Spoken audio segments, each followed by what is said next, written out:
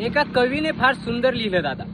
काय लिहिलं बघा, की बाप काढलास घराबाहेर दारात रडते आई पण, रोज बायकोला म्हणाला बायको तुझ्यासाठी काय पण.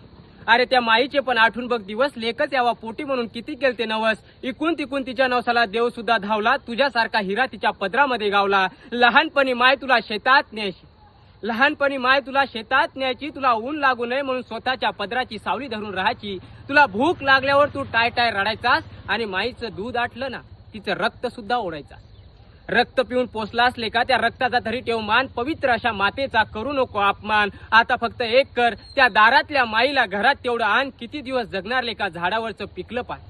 तू गोडधोड खा, तू गोडधोड खा. म्हाताऱ्या माईला शिळी भाकर तरी वाढ, आणि भाकर वाढताना तुझी बायको आडवी आली ना तिला घराबाहेर काढ.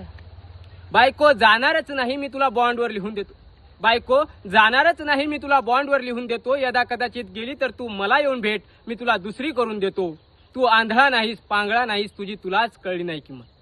तू आंधळा नाहीस पांगळा नाहीस, तुझी तुलाच कळली नाही किंमत. आणि नवरा मायबापाला सांभाळतो म्हणून कायम घर सोडून जाण्याची कुठल्याच बायकोत नसते हिंमत. तुला वाघ बनवलंय माईनं, तुला वाघ बनवलंय माईनं. दुर्दैवानं तिच्या संसारावर उरलं नाही सायपण. आणि खरा मर्द असशील ना त्या मायबापाचं दर्शन घ्या आणि मन मायबाप हो तुमच्यासाठी काय पण, तुमच्यासाठी काय पण.